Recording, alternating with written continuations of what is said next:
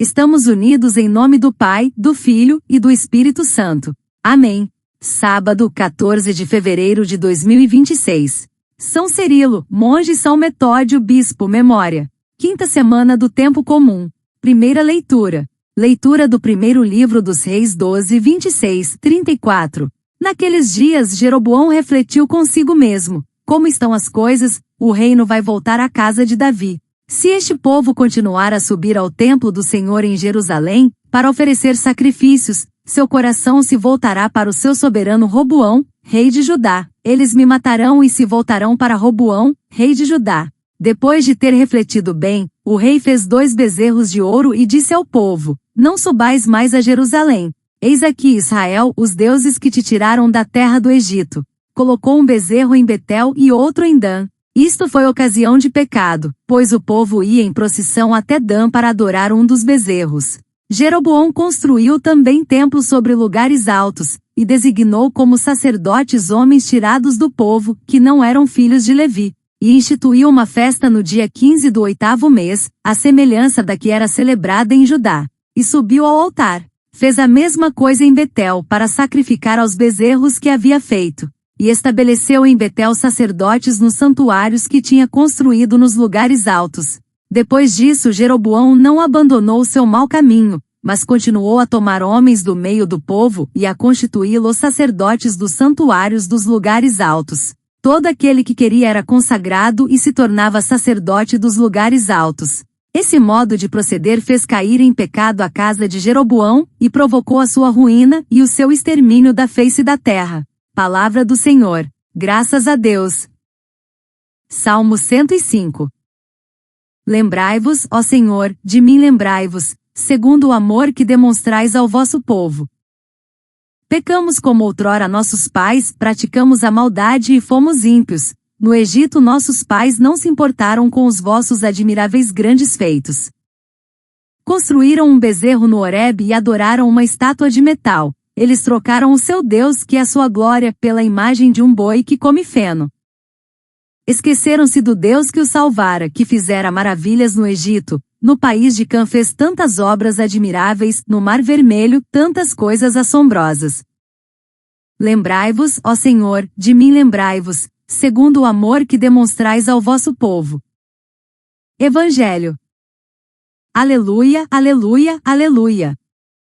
O homem não vive somente de pão, mas de toda a palavra da boca de Deus. Proclamação do Evangelho de Jesus Cristo segundo Marcos 8, 1-10. Glória a vós, Senhor.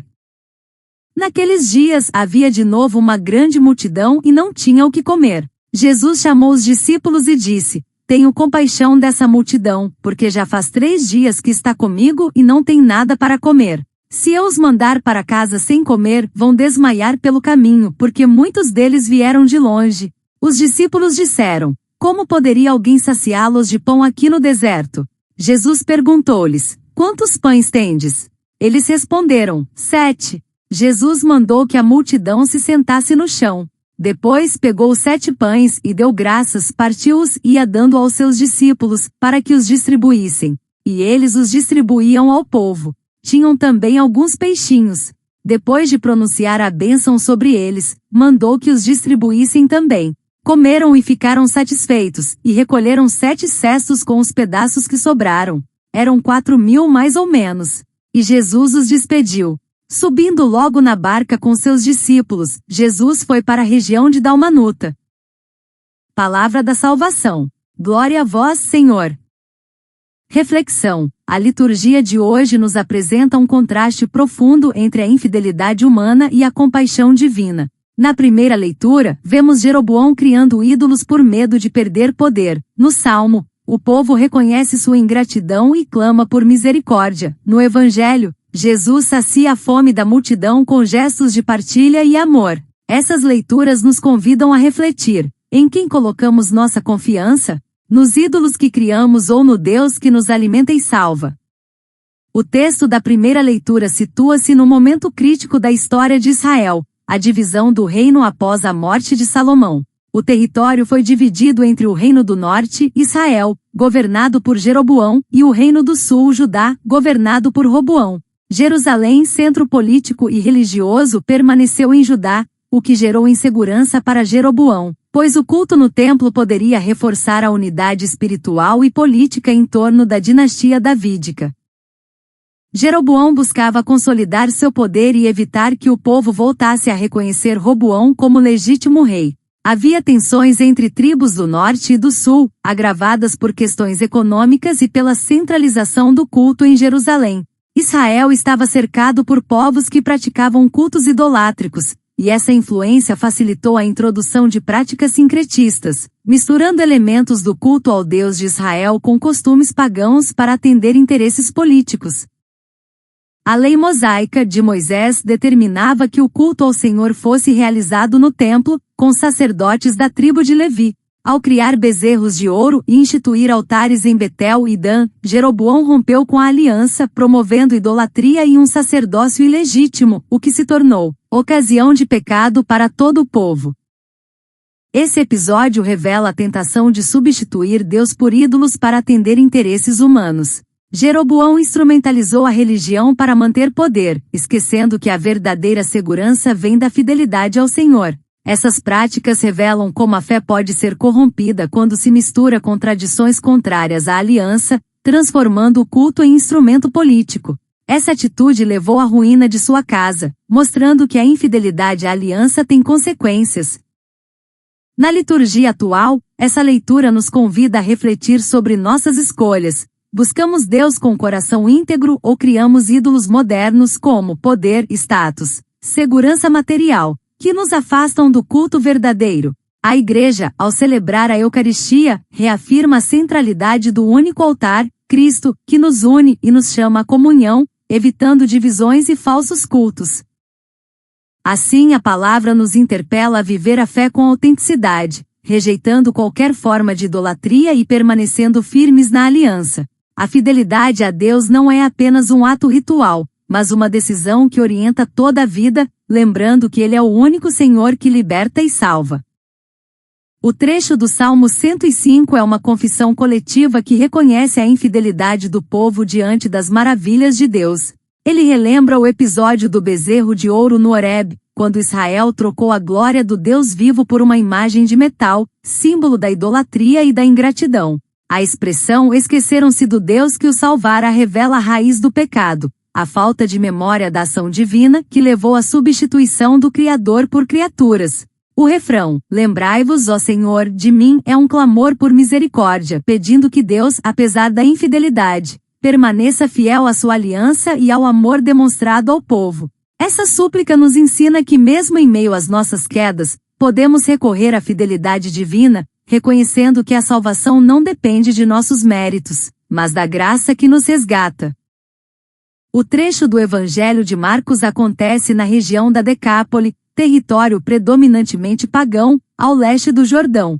É um lugar desértico, longe dos centros urbanos, o que explica a dificuldade de acesso a alimentos. O Império Romano dominava a Palestina, e as populações viviam sob forte opressão econômica e social. Culturalmente havia uma mistura de tradições judaicas e pagãs, e socialmente a fome era uma realidade comum, especialmente entre os mais pobres. O povo esperava sinais messiânicos, e a multiplicação dos pães revela Jesus como aquele que não apenas ensina, mas também cuida das necessidades concretas, manifestando a compaixão divina.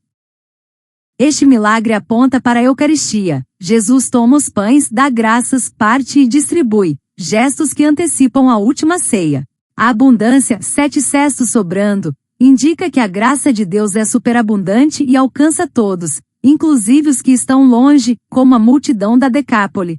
Na liturgia atual, este evangelho nos convida a confiar na providência divina e a viver a partilha. Em um mundo marcado pela desigualdade, a mesa da Eucaristia é sinal de comunhão e solidariedade, onde Cristo sacia nossa fome espiritual e nos envia a saciar a fome material dos irmãos. Assim, a palavra nos desafia a transformar nossa compaixão em gestos concretos, tornando-nos instrumentos da abundância de Deus. O paralelo entre a primeira leitura e o Evangelho revela duas atitudes opostas diante da relação com Deus e do cuidado com o povo. Jeroboão, movido pelo medo de perder poder, manipula a fé, cria ídolos e distorce o culto para manter controle político. Sua preocupação é com a própria segurança, não com a fidelidade à aliança nem com o bem espiritual do povo. Essa atitude gera divisão, idolatria e ruína. Em contraste, Jesus, diante da multidão faminta, age com compaixão e coloca as necessidades do povo acima de qualquer interesse pessoal. Ele não busca poder, mas entrega-se para saciar a fome física e espiritual, antecipando o dom total na Eucaristia. Enquanto Jeroboão cria falsos altares para preservar seu trono, Cristo oferece o verdadeiro alimento que une e salva, mostrando que a liderança autêntica nasce do serviço e da partilha. Esse contraste nos interpela na liturgia atual.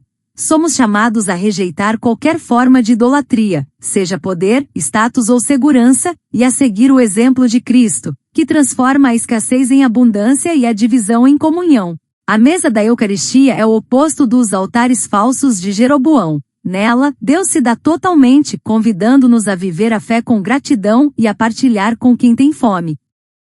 A síntese teológica das 3 leituras revela um fio condutor: a fidelidade a Deus e a partilha que gera vida. Na primeira leitura, Jeroboão, por medo de perder poder, rompe com a aliança e cria ídolos, transformando a religião em instrumento político. Essa atitude mostra como a infidelidade nasce da falta de confiança em Deus e leva à ruína. O Salmo é uma confissão dessa mesma realidade. O povo esqueceu as maravilhas do Senhor e trocou a glória divina por imagens vazias, mas clama por misericórdia. Lembrai-vos, ó Senhor, de mim, reconhecendo que só Deus pode restaurar a comunhão. No Evangelho, Jesus revela o caminho oposto. Diante da fome da multidão, ele age com compaixão, partilha o pouco que há e transforma a escassez em abundância. Seus gestos antecipam a Eucaristia, onde Deus se dá totalmente para saciar nossa fome espiritual e unir o que estava dividido. Irmãos e irmãs, a liturgia nos convida a escolher entre 2 caminhos: o da idolatria, que nasce do egoísmo e do medo, ou da confiança, que gera partilha e vida. Hoje nossos bezerros de ouro podem ser poder, segurança, consumismo, que nos afastam do verdadeiro culto. Cristo nos chama à mesa da Eucaristia, onde aprendemos que a verdadeira liderança é serviço e que a comunhão vence a divisão. Assim, somos desafiados a lembrar as maravilhas de Deus, rejeitar ídolos e viver a compaixão concreta, tornando-nos sinais da abundância divina no mundo. São Cirilo, monge, e São Metódio, bispo, conhecidos como apóstolos dos eslavos, foram missionários que levaram o evangelho aos povos eslavos no século IX, traduzindo a Bíblia e a liturgia para a língua local e criando o alfabeto glagolítico, base da escrita eslava. Sua vida conecta-se profundamente com a liturgia de hoje. Enquanto Jeroboão na primeira leitura distorceu o culto para interesses pessoais, Cirilo e Metódio permaneceram fiéis à missão de unir o povo a Deus, respeitando sua cultura sem comprometer a verdade da fé. Como Jesus no Evangelho, que alimenta a multidão com compaixão, eles saciaram a fome espiritual dos povos, oferecendo a palavra e os sacramentos. Sua obra nos inspira a rejeitar divisões e idolatrias, promovendo comunhão e partilha, sinais da Eucaristia que celebramos. Oremos. Senhor Deus, Pai de misericórdia, hoje reconhecemos nossa fragilidade e a tentação de criar ídolos, como Jeroboão e nossos antepassados. Perdoa-nos quando buscamos segurança longe de Ti e esquecemos as maravilhas que realizaste em nossa vida. Lembra-te de nós, Senhor, segundo o amor que demonstras ao Teu povo. Renova em nós a fidelidade à Tua aliança e dá-nos um coração que confie plenamente em Ti. Jesus, bom pastor, que tiveste compaixão da multidão faminta, ensina-nos a partilhar o pouco que temos e a transformar nossa vida em gesto de amor. Que a Eucaristia nos fortaleça para rejeitar os falsos altares do egoísmo e viver a comunhão que vem de Ti. Que unidos à Tua palavra e ao Teu corpo, sejamos sinais da Tua abundância no mundo, levando esperança aos que têm fome de pão e de sentido. Por Cristo nosso Senhor. Amém. Ave Maria, cheia de graça, o Senhor é convosco, bendita sois vós entre as mulheres, bendito é o fruto do vosso ventre, Jesus. Santa Maria, Mãe de Deus, rogai por nós, pecadores, agora e na hora da nossa morte. Amém. Louvado seja nosso Senhor Jesus Cristo. Para sempre seja louvado. Continuamos unidos em nome do Pai, do Filho e do Espírito Santo. Amém.